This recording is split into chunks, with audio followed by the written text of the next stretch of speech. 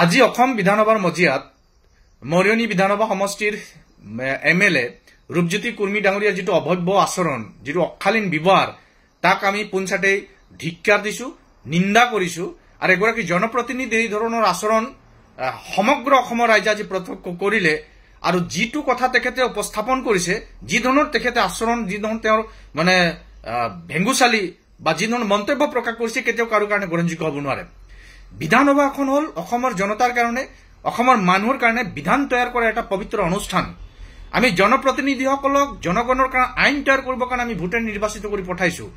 সেই ভোটেৰে নিৰ্বাচিত হোৱা জনপ্ৰতিনিধিসকলৰ চূড়ান্ত যিটো আচৰণৰ অৱক্ষয় হৈছে, যিটো তেওঁৰ মানে চৰিত্ৰৰ যিটো স্খলন হৈছে, ই অত্যন্ত আমাৰ কাৰণে চিন্তাজনক। আৰু এনেকুৱা ধৰণৰ জনপ্ৰতিনিধি আমি যদি নিৰ্বাচিত কৰি ভৱিষ্যতৰ দিনত পঠাওঁ, নিশ্চিতভাৱে জনতা ইয়াৰ পৰা কোনো ধৰণৰ উপকৃত হোৱাৰ কোনো সম্ভাৱনা নাই। আজি অখিল গগৈ ডাঙৰীয়াই দুধৰ আলি প্ৰসংগত ৰূপজ্যোতি কুৰ্মী বক্তব্য দি থকা সন্দৰ্ভত প্ৰশ্নৰ অৱতাৰণা কৰিছিল। সেই প্ৰশ্নৰ উত্তৰ যথাযথভাৱে যুক্তিপূৰ্ণভাৱে তথ্য সহকাৰে ৰূপজ্যোতি কুৰ্মী ডাঙৰীয়াই দাঙি ধৰিব লাগিছিল। তাকেই নকৰি অখিল গগৈ ডাঙৰীয়াক তেওঁ ভাবুকি প্ৰদান কৰিছে। অখিল গগৈ ডাঙৰীয়াক মাৰিবৰ কাৰণে তেওঁ চুচাল হৈছে। শ্বেৰমান আলী ডাঙৰীয়াক ভাবুকি প্ৰদান কৰিছে। শ্বেৰমান আলী ডাঙৰীয়াক তেওঁ মাৰিবলৈ চুচাল হৈছে। ইভেন অসম বিধানসভাৰ বিৰোধী দলৰ দলপতি নাজিৰা সমষ্টিৰ বিধায়ক, যিগৰাকী বিধায়কৰ সমষ্টিৰ মাজেদি দুধৰ আলি গৈছে, তেখেতো নিশ্চিতভাৱে ৰাস্তাটোৰ সন্দৰ্ভত প্ৰশ্নৰ অৱতাৰণা কৰাটো তেখেতৰ অধিকাৰ, তেখেতৰ দায়িত্ব। তেওঁ বিধানসভাৰ মজিয়াত তেওঁৰ সমষ্টিৰ সমস্যাবিলাক উপস্থাপন কৰাটো তেওঁৰ দায়িত্ব। সেইমতে তেখেতে প্ৰশ্নৰ অৱতাৰণ নকৰাকৈ তেখেতে মাত্ৰ এই কথাটো কৈছিল যে ৰূপজ্যোতি কুৰ্মী ডাঙৰীয়াৰ এই ধৰণৰ আচৰণটো, এগৰাকী জনপ্ৰতিনিধিৰ আচৰণ এনে হোৱাটো উচিত নহয়। এই কথাটো কোৱাৰ লগে তেখেতৰ মাইক ভাঙি দিম, অখিল গগৈৰ মাইক ভাঙি দিম। অখিল গগৈক ফটুৱা বুলি কৈছে। আৰে এই ধৰণৰ স্লেম ৱৰ্ড, এই ধৰণৰ অগণতান্ত্ৰিক শব্দ বিধানসভাৰ মজিয়াত প্ৰয়োগ কৰিছে। আৰু বিধানসভাৰ মজিয়াত প্ৰয়োগ কৰাৰ পাছত যেনেকৈ বিৰোধী দলৰ বিধায়কসকলে তেওঁৰ এই আচৰণ সন্দৰ্ভত যেতিয়া ক্ৰিটিচাইজ কৰিছে, সমালোচনা কৰিছে, তেওঁৰ পৰা ব্যৱস্থা গ্ৰহণ কৰিবৰ কাৰণে অধ্যক্ষ মহোদয়লৈ আহ্বান কৰিছে, কিন্তু অধ্যক্ষ মহোদয়ে তাকে নকৰি তেখেতক সৰু ল'ৰাৰ নিচিনা বুজাবলৈ আৰম্ভ কৰিলে। সৰু ল'ৰাৰ নিচিনা বুজাব আৰম্ভ কৰিলে আৰু তেখেতক ক্ষমা বিচাৰিব লাগে বুলি তেখেতক ক'লে। আৰু তেওঁ এপলাইজ কৰি কথাটো তাতে বিধানসভাৰ মজিয়াত ক্ষমা বিচৰাৰ এটা আচৰণ কৰিলে। সেই কথাখিনি বিধানসভাৰ মজিয়াৰ ভিতৰত, কিন্তু বিধানসভাৰ বাহিৰত যেতিয়া আহিছে, তেতিয়া ৰূপজ্যোতি কুৰ্মী ডাঙৰীয়াই যিখিনি কথা কৈছে, কথাখিনিতে আমাৰ ক'বলগীয়া মূল কথাটো আছে। জনপ্ৰতিনিধিসকলৰ মাজত আলোচনা, সমালোচনা, তৰ্ক বিতৰ্ক হবৰ কাৰণে বিধানসভাৰ মজিয়া। কিন্তু বাহিৰত আহি যেতিয়া মিডিয়াৰ আগত কৈছে, তেখেতে কি বুলি ক'লে যে মই চাহ জনগোষ্ঠীৰ MLA, আৰু চাহ জনগোষ্ঠীৰ MLA হোৱাৰ কাৰণে ৰজাগড়ৰ মানুহে বা বিৰোধী দলৰ মানুহে মোক কথা ক'বলৈ সুযোগ দিয়া নাই। ৰূপজ্যোতি কুৰ্মী ডাঙৰীয়া, আপোনাক এটা কথা মই পোনপটীয়াভাৱে সুধিব বিচাৰিছো। সৌদিনাখন যেতিয়া চাহ জনগোষ্ঠীয় চাহ শ্ৰমিক আদিবাসীসকলৰ দৈনিক মজুৰি, অৰ্থাৎ বাগিচাত কাম কৰা শ্ৰমিকসকলৰ দৈনিক মজুৰি 500 টকা হ'ব বুলি বিধানসভাৰ এগৰাকী নিৰ্দলীয় বিধায়ক অখিল গগৈ ডাঙৰীয়াক যেতিয়া মুখ্যমন্ত্ৰী ডাঙৰীয়াক প্ৰশ্নৰ অৱতাৰণা কৰিছিল বা পৰামৰ্শ দিছিল, তেতিয়া যেতিয়া অখিল গগৈ ডাঙৰীয়াৰ প্ৰশ্নৰ প্ৰত্যুত্তৰত মুখ্যমন্ত্ৰী ডাঙৰীয়াই এই ধৰণৰ হাজিৰা যদি বৃদ্ধি কৰা হয়, তেতিয়াহ'লে চাহ শ্ৰমিকৰ সংগঠনে প্ৰতিবাদ কৰিব, মন্ত্ৰীয়ে প্ৰতিবাদ কৰিব, আপোনালোকেই প্ৰতিবাদ কৰিব। সেই সময়ত আপোনাৰ চাহ জনগোষ্ঠী আদিবাসী চাহ শ্ৰমিকৰ ওপৰত আপোনাৰ প্ৰেম, দয়া, মমতা নাজাগিল নেকি? তেতিয়া আপোনাৰ এই চাহ জনগোষ্ঠী আদিবাসীৰ তেজ যিটো আছিলে, তেজটো আপোনাৰ গৰম নহল নেকি? আপুনি লগালগে মুখ্যমন্ত্ৰী ডাঙৰীয়াৰ বক্তব্যৰ প্ৰত্যুত্তৰ দি পেলাই মুখ্যমন্ত্ৰী ডাঙৰীয়াই মিছা কথা কৈছে। মুখ্যমন্ত্ৰী ডাঙৰীয়াক কোনোদিনে চাহ শ্ৰমিকৰ সংগঠনবিলাকে এই কথাটো ক'বলৈ বা চাহ শ্ৰমিকৰ সংগঠনবিলাকে কেতিয়া মজুৰি বৃদ্ধিৰ বিপৰীতে নাই, এই কথাটো আপুনি কেলে ক'ব নোৱাৰে? বিধানসভাৰ মজিয়াত আপোনালোকে নিৰ্বাচিত হৈ যোৱাৰ আগত চাহ শ্ৰমিকসকলৰ মজুৰি বৃদ্ধি কৰিম বুলি আপোনালোকে বাৰম্বাৰ চিঞৰি টেটু ফালি ভাষণৰ মজিয়াত মানুহৰ ভোট বিচাৰি গৈছিল। তেতিয়া আপোনালোকে কথাখিনি ক'ব পাৰিছিলে। আজি মুখ্যমন্ত্ৰী ডাঙৰীয়াই যেতিয়া কথাটো নাকচ কৰি দিলে, স্বয়ং স্বৰাষ্ট্ৰমন্ত্ৰীৰ সন্মুখত যেতিয়া কথাখিনি ক'লে, তেতিয়া আপুনি কেলে কথাটো ৰিয়েকশ্যন নেদেখালে, কেলে প্ৰতিক্ৰিয়া নেদেখালে? তেতিয়া কি আপোনাৰ চাহ জনগোষ্ঠীৰ প্ৰেম জগা নাছিলে নেকি? আদিবাসীৰ প্ৰেম জগা নাছিলে নেকি? চাহ শ্ৰমিকৰ তেজটো আপোনাৰ তেতিয়া গৰম হোৱা নাছিল নেকি? আজি দুধৰ আলিৰ প্ৰসংগত আপোনাক সুধি দিয়াৰ কাৰণে আপোনাৰ চাহ জনগোষ্ঠীৰ প্ৰতি আপোনাৰ প্ৰেম জাগি গ'ল। এই ধৰণৰ যিটো আপোনালোকৰ ব্লেকমেইলিং, ইমোচনেল ব্লেকমেইলিঙৰ যিটো পলিটিক্স, এতিয়া কিন্তু মানুহে বুজি উঠিছে। একে সময়তে আপোনাক এই কথাটো কওঁ, আপুনি মৰিয়নি বিধানসভা সমষ্টিক প্ৰতিনিধিত্ব কৰে। মৰিয়নি বিধানসভা সমষ্টিত সৰ্বাধিক সংখ্যক আদিবাসী চাহ জনগোষ্ঠী চাহ শ্ৰমিক মূলৰ ভোটাৰ ৰাইজ আছে। সেই সমষ্টিত থকা বাগিচাৰ মানুহবিলাকৰ আজিৰ যিটো হাহাকাৰ অৱস্থা, সেই অৱস্থাটোক লৈ পেলাই আপুনি বিধানসভাৰ মজিয়াত কোনো ধৰণৰ আলোচনা নকৰিলে? কেতিয়াও কোনো ধৰণৰ মাত কেলে মতা নাই? হোলংগুৰি চাহ বাগিচাৰ আজি শ্ৰমিকে দৰমহা পোৱা নাই, হোলংগুৰি চাহ বাগিচাৰ মানুহে আজি বোনাছ পোৱা নাই, হুলংগুৰি চাহ বাগিচাৰ মাজত আজি খাব পোৱা নাই, এই কথাটো আপুনি বিধানসভাৰ মজিয়াত কেলে উত্থাপন কৰে? তেতিয়া কি আপোনাৰ চাহ জনগোষ্ঠীৰ মানুহৰ তেজ গৰম হোৱা নাই নেকি? চাহ জনগোষ্ঠীৰ মানুহৰ ইমোচনটো তেতিয়া আপোনাৰ জাগ্ৰত হোৱা নাই নেকি? আজি বাগিচাৰ মানুহবিলাকে যে ম্যাদী পট্টা পোৱা নাই, বাগিচাৰ মানুহৰ ম্যাদী পট্টা পাব লাগে বুলি এজিপিৰ বিধায়কে প্ৰশ্নৰ অৱতাৰণা কৰিছে, বিৰোধী দলৰ দলপতিয়ে প্ৰশ্নৰ অৱতাৰণা কৰিছে, অখিল গগৈ ডাঙৰীয়াই প্ৰশ্নৰ অৱতাৰণা কৰিছে। আপুনি চাহ জনগোষ্ঠীৰ নেতা বুলি কৈছে, চাহ জনগোষ্ঠীৰ নেতা বুলি কৈছে, বিধায়ক বুলি কৈছে, জনপ্ৰতিনিধি বুলি কৈছে, কিন্তু আপোনাৰ তেজত চাহ জনগোষ্ঠীৰ অধিকাৰক লৈ, চাহ জনগোষ্ঠীৰ দাবীক লৈ, চাহ জনগোষ্ঠীৰ প্ৰাপ্যক লৈ কিয় বিধানসভাৰ মজিয়াত সজোৰে দাবী উত্থাপন কৰিব পৰাকৈ আপোনাৰ তেজটো খলবলাই উঠা নাই? আজি আপুনি আপোনাৰ বক্তব্যত যেতিয়া আপুনি ফচি গ'ল, আপোনাৰ আচৰণত যেতিয়া আপুনি ধৰা খাই গ'ল, সমগ্ৰ অসমৰ মানুহে আপোনাৰ এই অশালীন অভব্য আচৰণক লৈ যেতিয়া ধিক্কাৰ দিছে, আপুনি ব্লেকমেইল কৰিবৰ কাৰণে এটা বৃহৎ জনগোষ্ঠীৰ কথা টানি পুনৰ নিজক তাত সুৰক্ষিত কৰিবৰ কাৰণে আপুনি উঠি পৰি লাগিলে। আমি ৰূপজ্যোতি কুৰ্মী ডাঙৰীয়াক আজি এটা কথা পোনপটীয়াভাৱে কওঁ, আপুনি সঁচা অৰ্থত যদি জনগোষ্ঠীটোক প্ৰতিনিধিত্ব কৰিছে, সঁচা অৰ্থত যদি আদিবাসী চাহ শ্ৰমিক মানুহৰ প্ৰতি আপোনাৰ যদি দৰদ আছে, চাহ জনগোষ্ঠীৰ মানুহৰ প্ৰতি আপোনাৰ দৰদ আছে, তেন্তে আপোনাক দুটা কাম কৰিব কৈছো। এটা কাম, অসমৰ এনড্ৰইল চাহ বাগিচাবিলাক ধ্বংস হবলৈ গৈছে। অসম বিধানসভাৰ মজিয়াত এনড্ৰইল কোম্পানীৰ আটাইকেইখন বাগিচাৰ এই শোচনীয় অৱস্থাটোৰ সন্দৰ্ভত আপুনি বিভাগীয় মন্ত্ৰীক আপুনি প্ৰশ্নৰ অৱতাৰণা কৰক, কেন্দ্ৰীয় চৰকাৰৰ হেভি ইণ্ডাষ্ট্ৰী ডিপাৰ্টমেণ্টক আপুনি প্ৰশ্নৰ ৰূপত অৱতাৰণা কৰক।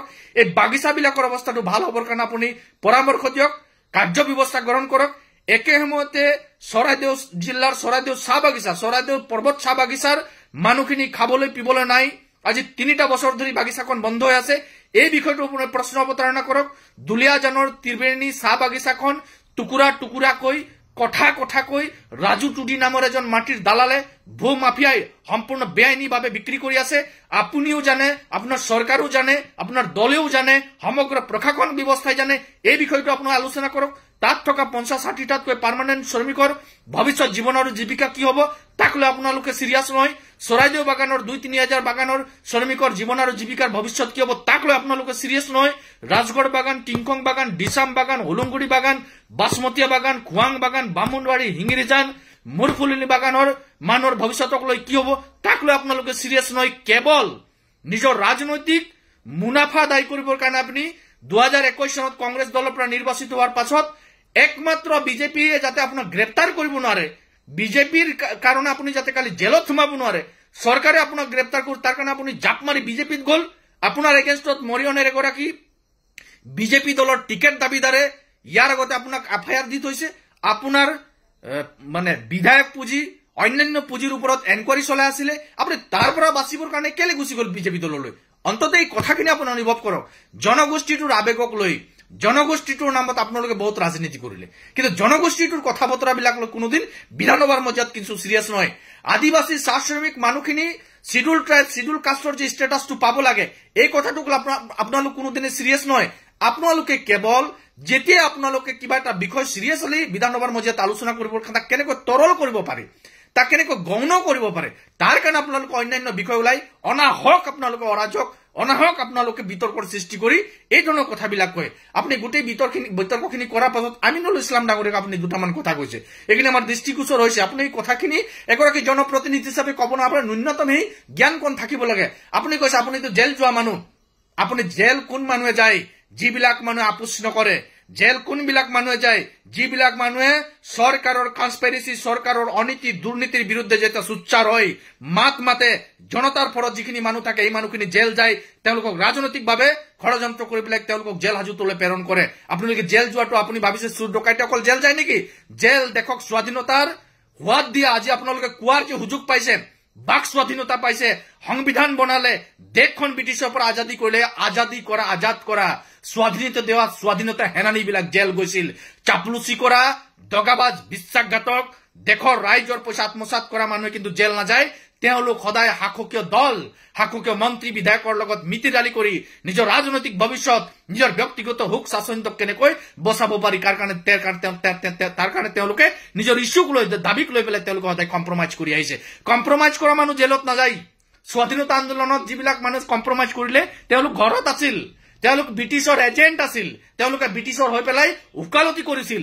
যিবিলাক ব্ৰিটিছৰ বিৰুদ্ধে লৰাই কৰিছিল, যিবিলাক মানুহে ব্ৰিটিছৰ বিৰুদ্ধে আন্দোলন কৰিছিল তেওঁলোকে জেল গৈছে জেলৰ অৰ্থ এইটো নহয় যে অকল চোৰ ডকাইত বিলাকে জেলত যায় জেলত যেতিয়া এজন মানুহে জনতাৰ বিপৰীতে চৰকাৰে সিদ্ধান্ত লয় সিদ্ধান্তৰ বিৰোধিতা কৰে চৰকাৰৰ ৰুখত বলি হয় তেতিয়া এইজন মানুহক কনস্পিৰেচি কৰি পলিটিক্যালি কেনেকৈ তেওঁক হেক কৰি দিব পৰা যায় সামাজিকভাৱে কেনেকৈ হেক কৰি দিব পৰা যায় তেওঁলোকে কণ্ঠটো কেনেকৈ ৰুদ্ধ কৰিব পৰা যায় তাৰ কাৰণে তেওঁ জেলত নি সেই কাল কুঠৰিত আবদ্ধ কৰি ৰাখে এই কথাখিনি কিন্তু বুজি ল'ব আপোনাক আৰু এটা কথা কৈছো আপুনি কৈছে যে কংগ্ৰেছৰ দিনত তামাম দুৰ্নীতি ভ্ৰষ্টাচাৰ হৈছে মাননীয় ৰূপজ্যোতি কুৰ্মী ডাঙৰীয়া আপুনি কংগ্ৰেছৰে এমএলএ আছিল আপোনাৰ মাতৃ কংগ্ৰেছৰে এমএলএ মন্ত্ৰী আছিল যদি দুৰ্নীতিৰ কথা হয় কথা কয় তেন্তে আপোনাৰ মাও আপনার মাতৃও কিন্তু কংগ্রেসের দিনত যদি দুর্নীতি হয়েছিল এই দুর্নীতির সমভাগী হয় আপনি দুর্নীতির সমভাগী হয় আপনি দুর্নীতি করা মানুষজন যদি দুর্নীতির পৰা বাঁচিবৰ কাৰণে যদি বুদ্ধি ভাঙি পেলাই এতিয়া বিজেপিৰ দলত গৈ বিজেপিৰ পৰা আপুনি এমএলএ হল এই কথাখিনি আপুনি ভাবি ল'ব যে আপুনি আপোনাৰ পাষ্টক আপুনি আপোনাৰ ইতিহাসক সমুলনছে ঢাকি পেলাই কেতিয়াও নতুন ইতিহাস সৃষ্টি কৰিব নোৱাৰে আপুনি 20 বছৰ দিন বিধানসভাৰ মজিয়াত আছো বুলি কৈ আছে আপুনি আটাইতকৈ জ্যেষ্ঠ এজন বিধায়ক আৰু যিবিলাক আপোনাৰ কনিষ্ঠ বিধায়ক আছে অৰ্থাৎ তেওঁলোক কম কম সময়ৰ বাবে নিৰ্বাচিত হৈছে কোনোবাই 5 বছৰ কাৰণে হৈছে কোনোবাই 10 বছৰ কোনোবাই 3টা টাৰ্মৰ কোনোবাই 2টা টাৰ্মৰ আছে আপুনি 4-5টা টাৰ্মৰ কাৰণে বিধায়ক হৈছে বিধায়ক হিচাপে নিৰ্বাচিত হৈছে এগৰাকী জ্যেষ্ঠ বিধায়ক হিচাপে আপোনাৰ যিখিনি মিনিমাম নলেজ বিধানসভাৰ মজিয়াত এগৰাকী বিধায়কৰ যিটো আচৰণ কেনে হোৱা উচিত সেই জ্ঞানখন যদি আপুনি আয়ত্ত কৰিব নোৱাৰে তেন্তে আপুনি জনগণৰ কাৰণে বা উঠি হোৱা প্ৰজন্মৰ কাৰণে আপুনি কি আদৰ্শ দেখাব আমি ভাবিছিলো আপুনি এগৰাকী সাহসী ৰাজনৈতিক ব্যক্তি আপনি হসা কথা কবলে ভয় নকৰে কিন্তু আজিকালি আপোনাক মন কৰিছে আপুনি কেনেকৈ বিজেপিৰ আটাইতকৈ ভাল ভক্ত হ'ব পাৰে আপুনি কেনেকৈ হিমন্ত বিশ্ব শৰ্মাৰ চকুৰ মনি হ'ব পাৰে আপুনি তাত উঠি পৰি লাগিছে আপুনি এইবিলাক কৰাতকৈ আপুনি জনতাৰ চকুৰ মনি হোক জনগোষ্ঠীটোৰ চকুৰ মনি হোক আপুনি যিটোৰ জনগোষ্ঠীৰ আবেগক লৈ এতিয়া আপোনাৰ এই গোটেই অভব্য আচৰণটো ঢাকিবৰ কাৰণে যিধৰণে ইমোশনালি গোটেই মানুহখিনি সমৰ্থন আদায় কৰিবৰ কাৰণে আমি বক্তব্য প্ৰদান কৰিছে আমি আপোনাক ধিক্কাৰ দিছো আৰু আপোনাক হকিয়াই দিছো ইন ফিউচাৰ ভৱিষ্যতৰ দিনত চাহ জনগোষ্ঠী আদিবাসী চাহ শ্ৰমিকৰ নাম লৈ পেলাই আপোনালোকে ৰাজনীতি কৰি 5 বছৰ কাৰণে ৰজা হয় কিন্তু 5 বছৰৰ কাৰণে জনগোষ্ঠীটোৰ যিখিনি দাবী দাবা আছে জনগোষ্ঠীটোৰ যিখিনি অধিকাৰ আছে অধিকাৰক লৈ কিন্তু বিধানসভাৰ মজিয়াত আপোনালোকে কোনোদিন হৰব হোৱা আমি দেখা নাই আজি পুনাকন বৰুৱা ডাঙৰীয়াই চাবুৱাৰ এজিপি দলৰ এগৰাকী এমএলএ চাহ বাগিচাৰ শ্ৰমিকসকলৰ ম্যাদী পট্টাৰ সন্দৰ্ভত তেওঁ বক্তব্য প্ৰদান কৰিছে সহজভাৱে মানুহখিনিক ম্যাদী পট্টা দিব লাগে বুলি দাবী উত্থাপন কৰিছে আৰু যিখিনি নীতি তৈয়াৰ কৰিছে নীতিখিনিও তেওঁৰ মাত্ৰ মনপুত নহয় বুলি তেওঁ কব পৰা তেওঁৰ সক্ষমতা দেখাইছে তেওঁ সেই দমটো দেখাব পাৰিছে তেওঁৰ এই আৱাজটো আনিব পাৰিছে আপোনালোক কি কৰিছে আপোনালোক নিৰ্বাচিত হৈ আপোনালোক তাত ঘোঁৰা ঘাঁহ খটা নিচিনা হৈছে যিটো জনগোষ্ঠীৰ কথা কৈছে সেই জনগোষ্ঠীৰ মূল ইস্যুবিলাকক লৈ আপোনালোকে মাতি মতা নাই কিন্তু আপোনালোকে বেলেগ কথা কৈ পেলাই এই জনগোষ্ঠীটোক ইমোশনাল কৰিবৰ কাৰণে উঠি পৰি লাগিছে সেইদিনাখন 500 টকা মজুৰি দিব নোৱাৰো বুলি কোৱাৰ সময়ত আপুনি কেনে মনে মনে আছিল চিঞৰিব লাগিছিল আপোনাৰ সমান্তৰালভাৱে বাকি আমাৰ জনগোষ্ঠীক প্ৰতিনিধিত্ব কৰা এমএলএ মন্ত্ৰীবিলাকে চিঞৰিব লাগিছিল মনে মনে কেনে আছিল এই কাৰণে আপোনালোকক কৈছো ঘৰিয়ালৰ চকু পানী টুকি পেলাই আদিবাসী চাহ শ্ৰমিক চাহ জনগোষ্ঠী মানুহৰ ভোট আদায় কৰাৰ যিটো আপোনালোকৰ নিকৃষ্ট কৌশল এই কৌশলৰ পৰা আঁতৰি থাকক আপুনি বাগিচাৰ ৰাস্তাৰ কথাটো কৈছে স্কুলৰ কথাটো কৈছে আৰে প্ৰতিটো চৰকাৰৰ উন্নয়নৰ যিখিনি কথা যেতিয়া নিৰ্বাচন সময়ত তেওঁলোকে কয় ৰাস্তাৰ কথা নকয় নেকি বাগিচাৰ মানুহখিনি ৰাস্তাত ভাল ৰাস্তাত খোজ কাঢ়িব নালাগিব নেকি আপুনি এই কথাটো ক'ব বিচাৰিছে নেকি যে কংগ্ৰেছৰ দিনত বাগিচাৰ ৰাস্তা হোৱা নাই বা কংগ্ৰেছৰ দিনত ফেভাৰ বলক হোৱা নাছিল পিচ হোৱা নাছিল কিন্তু বাগিচাৰ ৰাস্তাবিলাকত হেলিগুটিটো পৰিছিল বনাইছিলে কিছু ৰাস্তা একেবাৰে নাই বনোৱা তেনেকুৱা ধৰণৰ কথা নহয় নতুনকে মাটি পেলাই গোটেই ৰাস্তাখিনি বনোৱা হল নেকি এটা কন্টিনিউয়াস প্ৰসেছত গভৰ্ণমেন্ট এটা চলে আপোনালোকে ভাল কাম কৰিছে বাগানৰ ৰাস্তা বনাইছে কোনোবাই বেয়া পাইছে নেকি ভালে পাইছে স্কুল বনাইছে বেয়া পাইছে নেকি ভালে পাইছে যাক আপোনালোকক দুবাৰ ভোট দি পেলাই হাখনৰ গাঁতিত বহাইছে আজি বাগিচাৰ 80% মানুহে আপোনাক ভোট দিলে অসমৰ চাহ বাগিচাৰ 60ৰ পৰা 70% মানুহে বিজেপি দলক ভোট দিলে দুইটা কাৰণত দিছিলে এটা কাৰণ হৈছিল বাগিচাৰ শ্ৰমিকৰ দৈনিক মজুৰি বৃদ্ধি হ'ব ন্যূনতম মজুৰি আইনৰ মতে অন্য এটা কাৰণত দিছিলে যে চাহ বাগিচাৰ মানুহখিনি আদিবাসী মানুহখিনিৰ যিখিনি কনস্টিটিউশনাল ৰাইটস আছে সাংবিধানিক অধিকাৰ জনজাতিকৰণ আপোনালোকে দিম বুলি কৈছিল 6 মাহৰ ভিতৰত এই দুটা কাৰণত আপোনালোকক ভোট দিছিল আৰু অন্যতম কাৰণ আছিল যে প্ৰতিটো বাগিচাৰ কোৱাৰ্টাৰৰ বিপৰীতে আপোনালোকে ম্যাদী পট্টা দিম বুলি কৈছিল গতি একোই নিদিলে যাৰ কাৰণে ভোট দিছিলে যিবিলাক বিষয়ৰ ওপৰত আপোনালোকক আস্থা প্ৰকাশ কৰি আপোনালোকক সমৰ্থন দি পেলাই বিধানসভাৰ মজিয়াত পঠাইছিল, আপোনালোকে তাৰ বিপৰীতে কাম কৰিছে। এটা প্ৰশ্নৰ অৱতাৰণা কৰিব পৰা নাই বিধানসভাৰ মজিয়াত। আজি বিৰোধী দলৰ মানুহে ক'ব লগা হৈছে, নিৰ্দলীয় বিধায়কে ক'ব লগা হৈছে, ইউডিএফৰ মানুহে ক'ব লগা হৈছে, এজিপিৰ মানুহে ক'ব লগা হৈছে। আপোনালোকে কি কৰিছে? আজি কংগ্ৰেছ দলৰ বিধানসভাত বিৰোধী দলৰ যিগৰাকী দলপতি নাজিৰা সমষ্টিৰ বিধায়ক ডাঙৰীয়াই চাহ বাগিচাৰ শ্ৰমিকৰ সমস্যাক লৈ সমাৰক মজুৰি বৃদ্ধিৰ প্ৰসংগ কেইবাবাৰো তেখেতে উত্থাপন কৰিছে। আপোনালোকে কি কৰি আছে? আপোনালোকেতো ঘূৰা ঘাঁহ কাটি আছে। এতিয়া আপোনালোকক আমি আথে বেতে গামোচা পাৰি পেলাই বহাম নে আপোনালোকক গালি দিম? কওক। ৰূপজ্যোতি কুৰ্মী ডাঙৰীয়াই কওক, তেৰছ গোৱালা ডাঙৰীয়াই কওক, ৰূপেশ গোৱালা ডাঙৰীয়াই কওক, সঞ্জয় কিষাণ ডাঙৰীয়াই কওক, কৃষ্ণ কমল তাঁতী ডাঙৰীয়াই কওক, কি কৰি আছে? সেইদিনাখন যদি মুখ্যমন্ত্ৰী বক্তব্যৰ প্ৰত্যুত্তৰ আপোনালোকে দিলেহেঁতেন, ৰূপেশ গোৱালাই তেওঁৰ স্থিতি প্ৰকাশ কৰিলে আমি মানিলোহেঁতেন যে আপোনালোকে সঁচা অৰ্থত বাগিচাৰ শ্ৰমিকৰ পক্ষত আছে। আপোনালোকে প্ৰমাণ কৰি দিলে যে আপোনালোকে বাগিচাৰ শ্ৰমিকৰ দৈনিক মজুৰি বৃদ্ধি হোৱাৰ পক্ষত নাই। আপোনালোকে এই মানুহখিনি গোলামী হৈ থাকক, আপোনালোকৰ এই মানুহখিনি বন্ধুৱা শ্ৰমিক হৈ থাকক। আপোনালোকে ভাবিছে এই মানুহখিনি ন্যূনতম মজুৰি পাওক, তেতিয়া আপোনালোকৰ ভৰিত ধৰিবলৈ যাব, তেতিয়া আপোনালোকৰ ওচৰত যাব, তেতিয়া আপোনালোকে ভোট দিম বুলি কৈ, আপোনালোকে ভোট পাম বুলি কৈ মানুহখিনিক ব্লেকমেইল কৰি থাকিব। আমি এই কাৰণে আপোনালোকক নিৰ্বাচিত কৰি পঠোৱা নাই। আপোনাক এই কাৰণে কৈছো, 2021 চনত যেতিয়া আপুনি কংগ্ৰেছ দলৰ বিধায়কৰ টিকট পাইছিল, MLA খেলিছিল মৰিয়নি সমষ্টিত, আমিও আপোনাৰ কাৰণে মৰিয়নি সমষ্টিত গৈ পেলাই এজন সৰব বিধায়ক হিচাপে ভাবি, শক্তিশালী বিধায়ক হিচাপে ভাবি, ভয় নকৰা বিধায়ক হিচাপে ভাবি পেলাই আপোনাৰ বেলেগ প্ৰচাৰ কৰিছিলো, মানুহক ভোট বিচাৰিছিলো, আৰু আপুনি ভোট পাই পেলাই 21 নিৰ্বাচনত জিকিছিল। কিন্তু আপুনি যে দুৰ্নীতি কৰি থৈছে, আপুনি যে মৰিয়নি সমষ্টিৰ ৰাইজৰ আকাংক্ষাক ভেঙুচালি কৰিলে আৰু বিজেপি দলত জইন কৰি পেলাই আজি বিজেপিৰ একান্ত ভক্ত হবৰ কাৰণে, মুখ্যমন্ত্ৰীৰ আটাইতকৈ অনুগত হবৰ কাৰণে যিটো আপুনি প্ৰয়াস কৰিছে, এই প্ৰয়াসটো কিন্তু কেতিয়াও গ্ৰহণযোগ্য নহয়। ৰূপজ্যোতি কুৰ্মী ডাঙৰীয়া, আপোনাক আমি এটা কথা খুব স্পষ্টকৈ কৈছো, এই ধৰণৰ আচৰণ কাৰোৰ ক্ষেত্ৰতে হিতকাৰী নহয়। আৰু যিটো জনগোষ্ঠীক লৈ আপুনি আবেগ ঢালি পেলাই সমৰ্থন আদায়ৰ চেষ্টা কৰিছে, আপোনাৰ এই আচৰণত সকলো বুজি পাইছে আপুনি কি ক'ব বিচাৰিছে, কি কৰিব বিচাৰিছে, আৰু কিমান বাৰ জনগোষ্ঠীটোৰ আবেগ অনুভূতিক ব্লেকমেইল কৰি পেলাই নেতা হবৰ যিবিলাক পাং পাতি আছে, এই পাং পতাবিলাক মানুহে বুজি পাইছে। ফন্দিৰ পৰা আপোনালোকে পতাই জালটোত আৰু মৰিয়নি সমষ্টিৰ চাহ জনগোষ্ঠী, আদিবাসী, চাহ শ্ৰমিক ৰাইজ ভুল নাযায়। এই কথাখিনি আপুনি ভাবিব। অহা দিনবিলাকত আপোনালোকৰ কাম কাজৰ হিচাপ নিকাচ হ'ব, জনগোষ্ঠীটো আপোনালোকৰ প্ৰতিটো কাম কাজৰ হিচাপ নিকাচ কৰিব। আজি আপোনাক কিন্তু এই ভিডিঅ' বাৰ্তাৰ জৰিয়তে আপোনাক সকীয়াই থলো। ধন্যবাদ।